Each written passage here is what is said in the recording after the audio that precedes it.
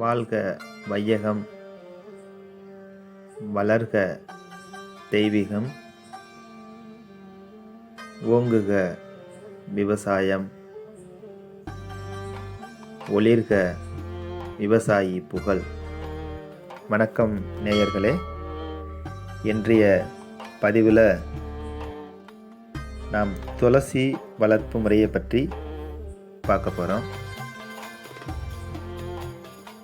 இது போக இந்த வீடியோவிலேயே கடைசியாக துளசியுடைய விதைகளை நாம் என்ன பண்ணலாம் அப்படிங்கிறத பற்றி ஆன்மீக ரீதியாகவும் ஒரு சில டிப்ஸுகளும், வளர்ப்பு முறை பற்றிய ஒரு சில டிப்ஸுகளும் உங்களுக்கு நான் எடுத்து சொல்ல போகிறேன். வீடியோவை முழுமையாக பாருங்கள்.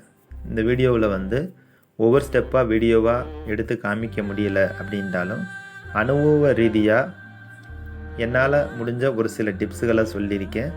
நீங்கள் ஃபாலோ பண்ணி பாருங்கள். ரொம்ப நல்லா இருக்குது, நல்ல ரிசல்ட் இருக்குது. அதனால தான் நான் என்னையை போல் இன்னும் நிறைய மக்கள் பின்பற்றி அந்த துளசி மாதாவும் நல்லா இருக்கட்டும், அதுபோல் உங்கள் வீடும் நல்லா இருக்கணும்.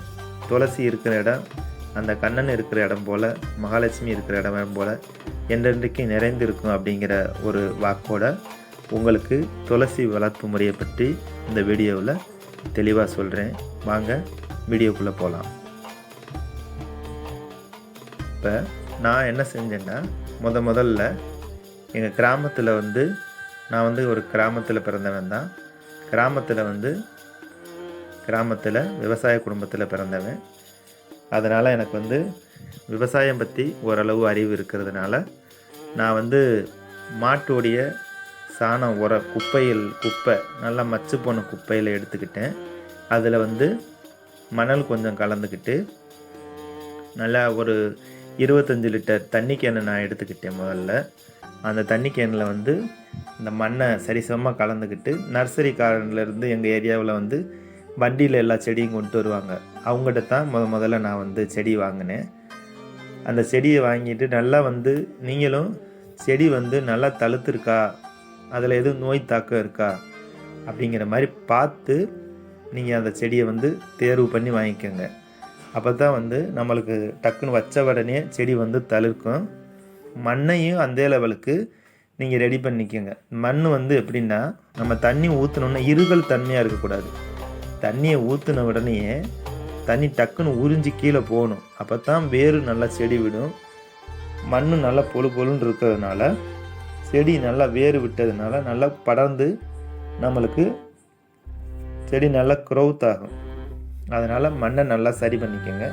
பின்னாடி நல்ல செடியாக பார்த்து வாங்கிக்கிட்டு அதில் வெளியே அந்த கருப்பு கவரை ரிமூவ் பண்ணிவிட்டு வேரை நல்லா கீழே வச்சு தண்டு பகுதியில் பாதி அளவுக்கு உள்ளே வச்சு நீங்கள் அந்த செடியை முதல்ல நடவு பண்ணுங்கள். இது போல் தான் நான் செஞ்சேன். அதனால் உங்களுக்கும் நான் இந்த வீடியோவில் எடுத்து சொல்கிறேன். நடவு பண்ணிவிட்டு நான் என்ன செய்வேன்னா, ஒரு சில விஷயங்களை ஆன்மீக ரீதியாக நான் செய்வேன். அதனால் நான் என்ன செய்யணுன்னா, டெய்லி நான் தண்ணி ஊற்ற மாட்டேன். நான் திங்கள், செவ்வாய், வியாழன், வெள்ளி, சனி இந்த நாட்களில் மட்டும்தான் நான் தண்ணி ஊற்றுவேன். அளவுக்கு அதிகமாகவும் நான் தண்ணி ஊற்ற மாட்டேன். ஏண்டா அளவுக்கு அதிகமாக தண்ணி நம்ம ஊற்றினோம்னா என்ன ஆகும்னா, வேறு அழுகல் மாதிரி வந்துடும், செடி வாடி போயிடும். அதுக்காக தான் நான் என்ன செய்வேன்னா, ஒரு 1/2 லிட்ரு அந்த அளவு தான் நான் ஊற்றுவேன் கரெக்டாக. அன்னைக்கு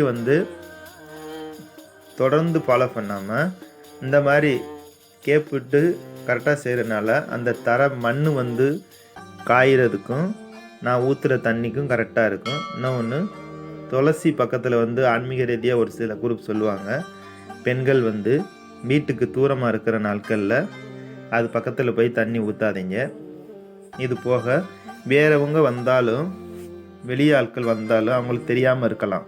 அதனால் அவங்களுடைய அந்த சைடில் போகாத அளவுக்கு ஏதாவது ஒரு மறைப்பு வச்சுக்கோங்க. உங்களுக்கும் தெரியும் அதை எப்படி செய்யணும், என்ன செய்யணும் அப்படிங்கிற. அவங்களுக்கு அந்த அறியாமையாக இருக்கலாம். அதனால் அந்த மாதிரி நாட்களில் நீங்கள் தண்ணி ஊற்றாதீங்க. பெண்களாக இருந்தால் வீட்டில் உள்ளவங்க யாராவது ஊற்ற சொல்லுங்கள். சரியா? அடுத்து வந்து நீங்கள் அசைவம் சாப்பிட்ட அன்னைக்கும் துளசிக்கு தீர்த்தம் ஊற்றாதீங்க. சரியா? அதுவும் ஃபாலோ பண்ணுங்கள்.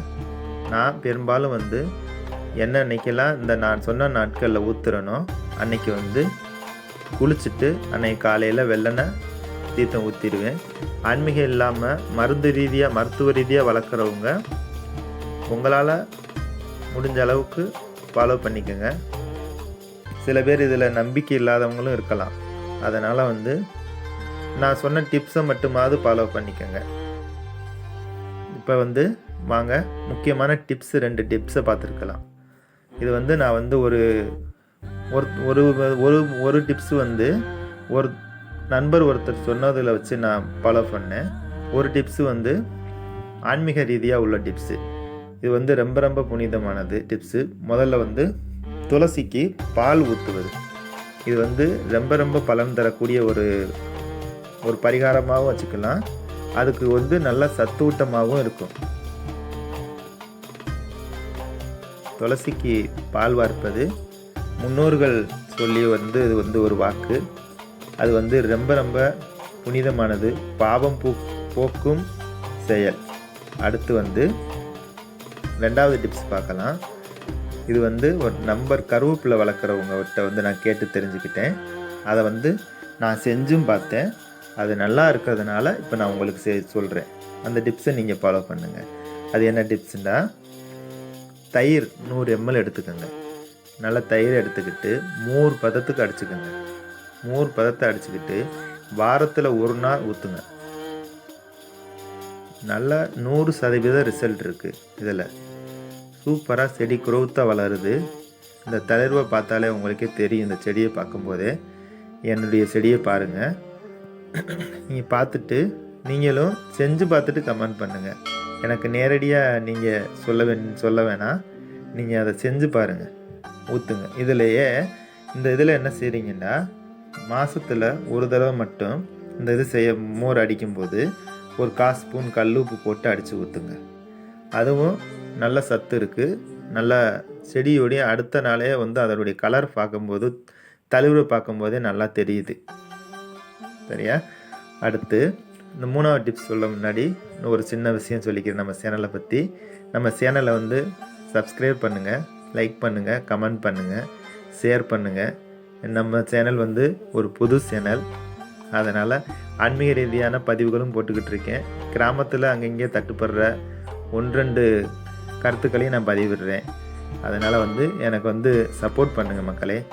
அடுத்து 3வது டிப்ஸ் வந்து, 3வது மழை தண்ணி மழை பெய்யும் போது நீங்கள் எடுத்து வச்சுக்கோங்க. அது வந்து ரொம்ப ரொம்ப நல்லா இருக்குது. 4வது மழை தண்ணியை வந்து தொடர்ந்து ஊற்றுங்க. நல்லா தளிர் வடிக்குது, நல்லா குளுன்னு இருக்குது. சேமித்து வச்சு நான் சொல்கிற நாட்களில் ஊற்றிட்டு வாங்க. ரொம்ப ரொம்ப நல்லா இருக்குது, நல்ல பலன் தருது. 3வது நான் என்ன சொல்கிறேன்னா, இந்த மேலே உள்ள விதை வந்து ஒவ்வொரு தடவையும் காய்க்கும்போது அது முதிரை விட்டு நீங்கள் வெட்டி எடுத்துக்கோங்க. உங்களால் எப்போ கோயிலுக்கு போக முடியுதோ, அதாவது ஆடு கோழி இந்த மாதிரி பலியிடாத கோயில்களாக பார்த்துக்கோங்க. பெருமாள் கோயில், நந்தவனம், எல்லா கோயில்லையுமே உள்ளே வந்து ஒரு குளம் இருக்கும். அந்த குளத்தை சுற்றி தென்னந்தோப்பு இந்த மாதிரிலாம் வந்து கோயிலுக்குள்ளே வச்சுருப்பாங்க. அந்த இடத்துல நீங்கள் என்ன செய்கிறீங்கன்னா, இந்த வெட்டி எடுத்து ஒவ்வொரு தடவையும் சேர்த்து வச்சுருக்கீங்கள விதை, துளசி விதை, அந்த விதைகளை வந்து நீங்கள் என்ன செய்யுங்க, கண்ட இடத்துலையும் சும்மா தூக்கி போட்டுறாமல் அதை கொண்டு போய் அந்த கோயில்களில் வந்து நம்ம போடும்போது நம்ம வம்சத்துக்கும் நல்லது, நம்மளுக்கும் எல்லா வளமும் நலமும் அந்த துளசி மாதாவுடைய அருளும், அது வம்சத்தை நம்ம விருத்தி பண்ணுறது மாதிரி நம்ம வம்சமும் நல்லபடியாக இருக்கும். கண்டிப்பாக மக்களே, துளசி விதைகளை வீணாக்கிறாமல் நான் சொன்னது மாதிரி கோயில்களில் விதைச்சி விடுங்க. ரொம்ப ரொம்ப நல்லது. மீண்டும் எல்லாத்துக்கும், எல்லா நேயர்களுக்கும் நன்றி. வீடியோ பார்க்கும் அனைத்து உறவுகளுக்கும் நன்றி.